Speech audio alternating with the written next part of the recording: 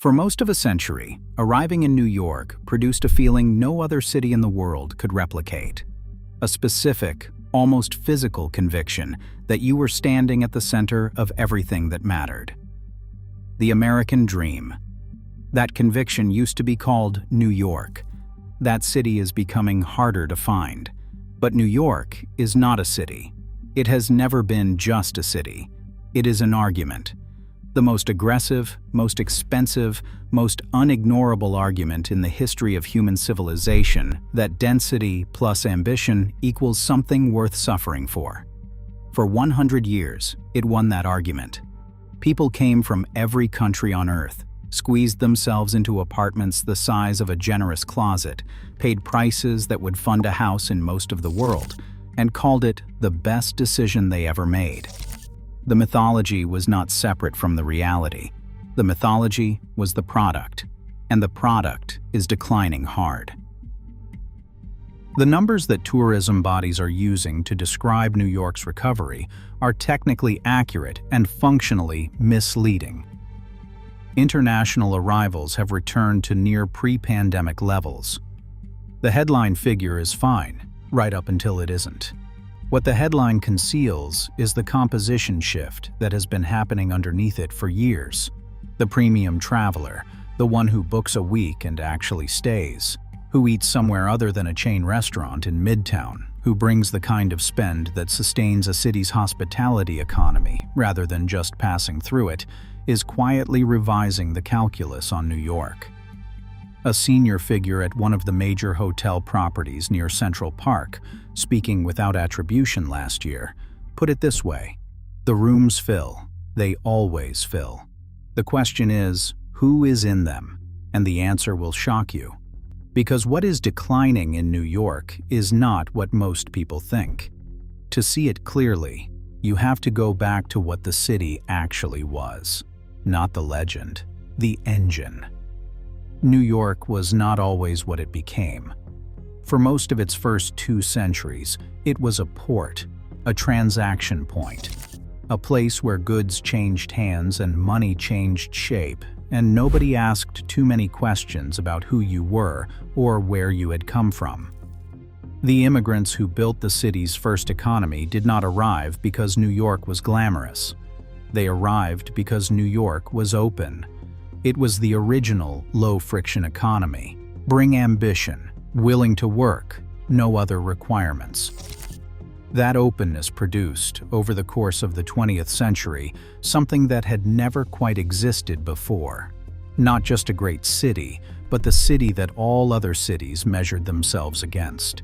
The financial capital that made London look provincial. The cultural capital that made Paris look cautious. The city that contained within its 5 boroughs enough contradiction, enough energy, enough concentrated human desire that it generated its own mythology without needing to manufacture one. New York did not market itself. It did not have to.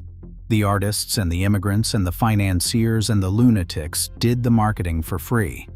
That mythology is what visitors were really buying when they paid $300 a night for a hotel room the size of a generous wardrobe.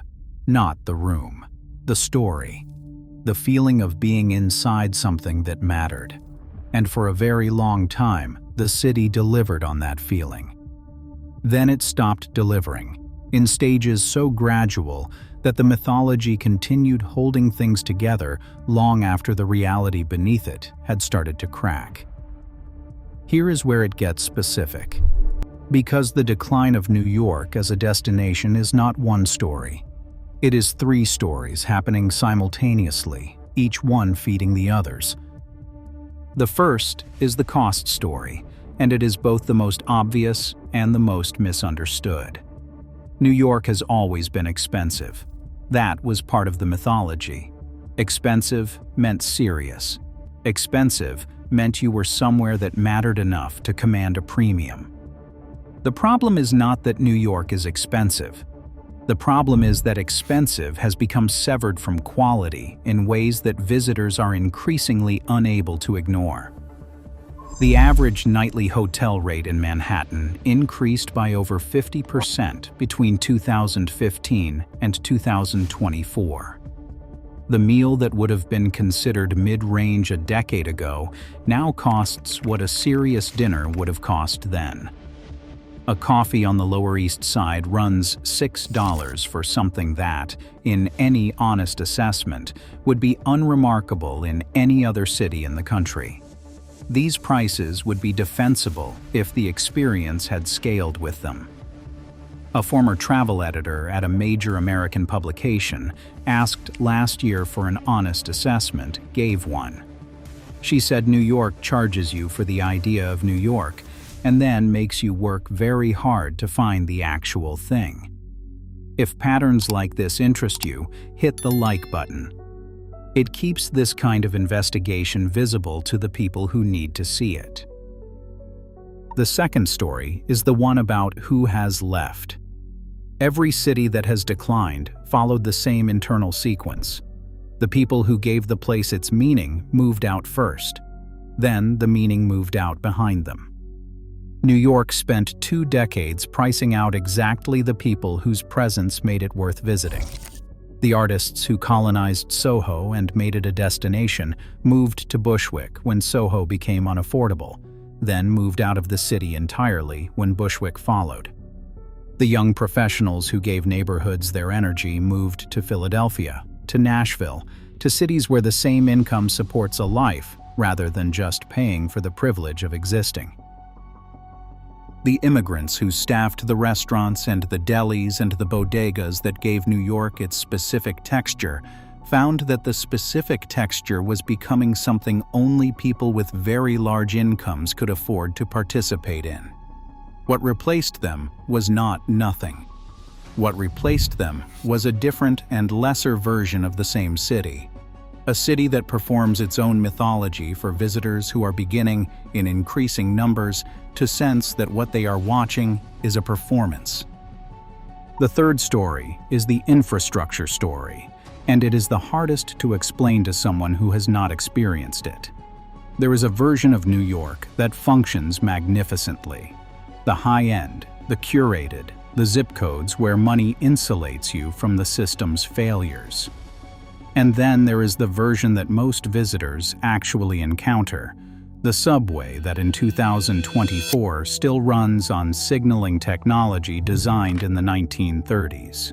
The major stations that look, on their worst days, less like the infrastructure of the world's premier city, and more like the infrastructure of a city that stopped investing in itself at some point, and quietly decided to manage the decline rather than reverse it.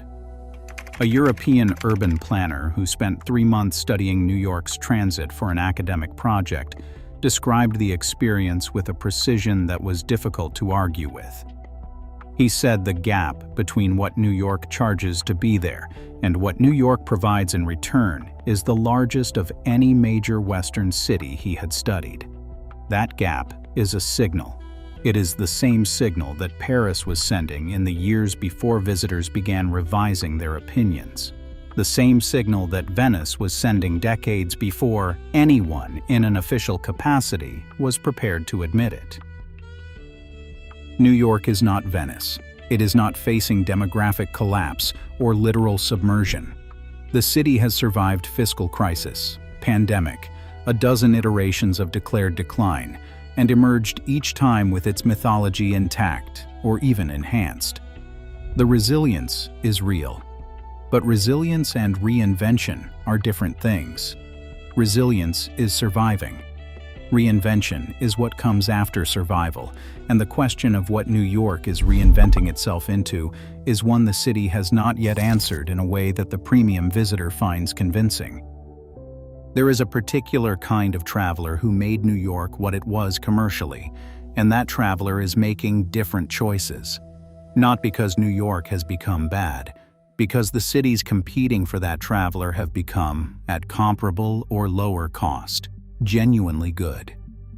Tokyo is offering a version of urban density and culinary excellence and cultural vitality that New York would recognize as serious competition in a way it never had to before. London has rebuilt its cultural infrastructure in ways that are closing the gap. Lisbon and Barcelona and a dozen smaller cities are offering something that New York has largely stopped offering at any price point below the very top. Authenticity. The feeling that the place you are in is still in the process of becoming something, still inhabited by the people who are making it, still a city and not a museum of a city that used to be.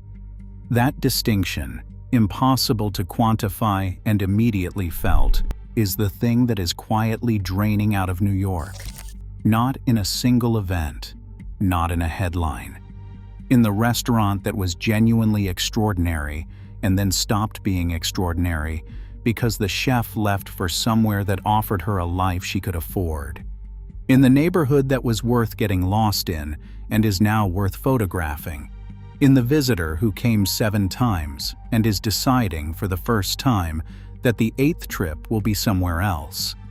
New York sold the world the idea that there was only one city, that everything else was a consolation prize. For 100 years, the world believed it. Empires do not fall in a day. They fall in patterns. And the pattern is becoming easier to read.